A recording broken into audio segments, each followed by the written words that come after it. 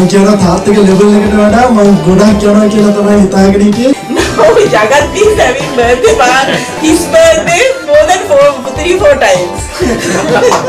අපේ unofficial ambassador අපේ ජගත් සාන් ජාතිය දීර්ඝායුව කෑසන් ගෝපාල් දිනයක් වේවා.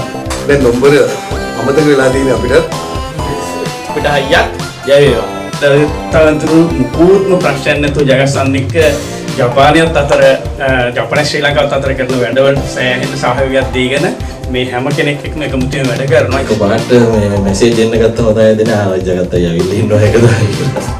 සුබ උපදිනයක් වේවා ජගත් සාන්. සියලු වැඩ කරන්න ධෛර්ය ශක්තිය ලැබේවා කියලා ප්‍රාර්ථනා කරනවා. අනිත් හැමෝගෙම එකමුතුව මේ තියන් ඉන්නේ ජගත් සාන් කියලා තමයි මම දැකින්නේ. මේ ඉන්න හැමෝටම එක්කව වෙන්න තැනක් හැදුවේ ජගත් සාන් තමයි. කියන්න ගොඩක් දේවල් තියෙනවා කට්ටිය ගොඩක් බලන් ඉන්නවා. ඒකම මයික් එක කාන්නේ කියන්නේ. ජගත් අයියා කියන ජගත් රාවණාය කියන පුද්ගලයා එතත් මේ වගේ වැඩමයි කරේ. අද වෙන ස්කේල් එකකින් වෙන ලෙවල් එකකින් කරනවා. ඇස් වලට දෙකපු නැති වුණත් මේ කන් වලට විතරම ඇහෙන නමක් තමයි ජගත් රාමනායක කියන පුද්ගලයා. ජගත් සාන් එදත් ගෝඩ් ෆාදර් කෙනෙක් වගේ තමයි හිටියේ ජපානයේ. ඒ කියන්නේ වාහන බිස්නස් පැත්තේ. නමුත් අදත් ඒ ප්‍රතිරූපී ඒ විදිහටම සමාජයට සේවයක් කරමින් ඒ ප්‍රතිරූපීමේ තාම මේ පවත්වාගෙන යනවා. ඒ ජගත් තවටියක් ලංකාව වැඩිපුර පියා ගන්න. මොකද ජගත් මේ කියම අපිට වැඩ වැඩි. The whole Sri Lankan community to be together. So like this occasion, we are because of the Sri Lankan Mobile Association Business Council, whatever it is. I think we all as a community that have bonded together. Jagath සාන් මං හිතනවා මම ලංකාවේ ඉම්පෝටර් කෙනෙක් වෙලා ඉන්න කාලේ සෑහෙන උදව් කරලා තියෙනවා. වයසත් අපි ඉතින් කියන්න බෑ.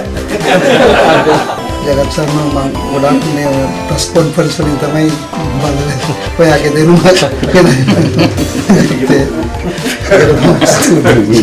එදා දෙක්ක වගේමයි අදත් මේ වයස වැඩි වෙන්නෙත් නැහැ අඩු වෙන්නෙත් නැහැ. Jagath සාන් wish you happy birthday. Thank you very much for it. Oh, thank you very much. Wish you all the best. Aging is something that's a sad disease that we could never fight. හැම එක්කෙනෙක්ම මට දුන්න ශක්තිය තමයි එකතු වෙලා තියෙන්නේ. මම සාමාන්‍යයෙන් පොඩිද ලොකුද කියලා බලන්නේ නැහැ.